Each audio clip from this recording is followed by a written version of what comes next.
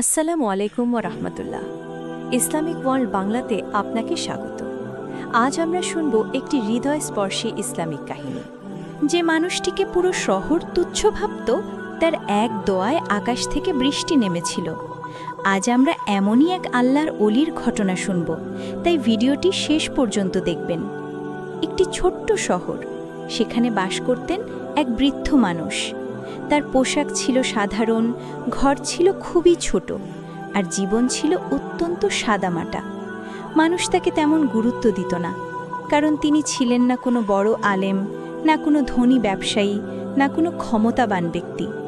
প্রতিদিন ফজরের আগেই তিনি ঘুম থেকে উঠতেন, অজু করতেন, দীর্ঘ সময় তাহাজ্জুদ পড়তেন, তারপর চোখ ভিজিয়ে আল্লাহর কাছে দোয়া করতেন। লোকেরা তাকে দেখত, কিন্তু চিনত না, কারণ তিনি মানুষের সামনে নিজেকে কখনো বড় করে দেখাতেন না। তিনি বাজারে যেতেন, কিন্তু কারো সাথে অহংকার করে কথা বলতেন না। মসজিদে যেতেন, কিন্তু কখনো প্রথম কাতারে দাঁড়িয়ে নিজেকে দেখানোর চেষ্টা করতেন না। গরিবদের সাহায্য করতেন, কিন্তু এমনভাবে করতেন যেন কেউ টেরই না পায়। একদিন শহরে ভয়াবহ খরা দেখা দিল। আকাশে মেঘ নেই, জমিন ফেটে যাচ্ছে, মানুষ কষ্টে দিন কাটাচ্ছে, শিশুরা তৃষ্ণায় কাঁদছে, ফসল শুকিয়ে যাচ্ছে। শহরের বড় বড় মানুষ, ধনী লোক, প্রভাবশালী ব্যক্তিরা সবাই একত্র হলো। তারা বলল, আমাদের বৃষ্টির জন্য দোয়া করতে হবে। একদিন সবাই ঈদের মাঠে জড়ো হলো। শহরের সম্মানিত লোকেরা এলেন, আলেমরাও এলেন। সবাই কান্নাকাটি করে আল্লাহর কাছে বৃষ্টি চাইল, কিন্তু আকাশ নীরব। মানুষের মধ্যে ফিসফাস শুরু হলো, কেন দোয়া কবুল হচ্ছে না? সেই সময় এক বুড়ো আলেম চুপচাপ বললেন, এই শহরে এমন একজন মানুষ আছেন যার দোয়া আল্লাহর কাছে খুব প্রিয়, কিন্তু তোমরা তাকে চেনো না। মানুষ অবাক হয়ে গেল, তুমি কে? আলেম বললেন, তিনি এমন একজন বান্দা যিনি রাতের অন্ধকারে আল্লাহকে ডাকেন আর দিনের আলোতে নিজেকে লুকিয়ে রাখেন। অনেক খোঁজাখুঁজির পর দেখা গেল সেই সাধারণ বৃদ্ধ মানুষটিই সেই ব্যক্তি।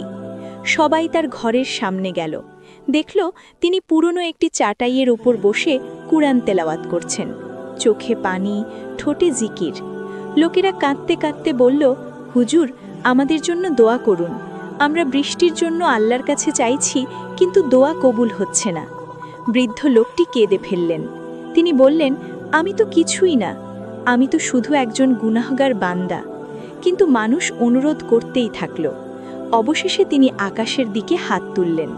তার কণ্ঠ কাঁপছিল, চোখ বেয়ে অশ্রু ঝরছিল। তিনি বললেন, হে আমার রব, এই মানুষগুলো তোমার বান্দা। তারা ভুল করেছে, গুনাহ করেছে, আমিও করেছি, কিন্তু তুমি তো রহমান, তুমি তো রহিম।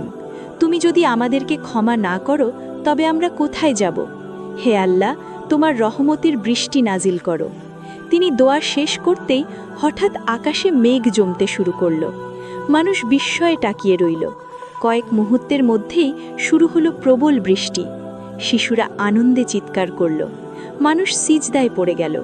চারদিকে শুধু কান্না আর আলহামদুলিল্লাহ ধ্বনি। কিন্তু আশ্চর্যের বিষয় হলো, সেই বৃদ্ধ মানুষটি সবার ভিড় থেকে চুপচাপ সরে গেলেন। তিনি চাননি কেউ তাকে বড় মানুষ বলুক, তিনি চাননি কেউ তাকে অলি বলুক। তিনি শুধু চেয়েছিলেন আল্লাহ তার উপর সন্তুষ্ট থাকুন। কয়েকদিন পর লোকেরা জানতে পারল সেই বৃদ্ধ মানুষটি অসুস্থ হয়ে পড়েছেন। শহরের মানুষ তাকে দেখতে এলো। তিনি তখন মৃত্যুশয্যায়। একজন মানুষ কাঁদতে কাঁদতে বলল, হুজুর, আমাদের জন্য কিছু নসিহত করে যান। বৃদ্ধ লোকটি মৃদু হেসে বললেন, মানুষের চোখে বড় হওয়ার চেষ্টা করো না, আল্লাহর কাছে বড় হওয়ার চেষ্টা করো। যে বান্দা লোক দেখানো আমল ছেড়ে দেয়, যে গোপনে কান্না করে, যে কাউকে কষ্ট দেয় না, যে নিজের গুনাহ নিয়ে ভয় পায়, আল্লাহ তাকে ভালোবাসেন।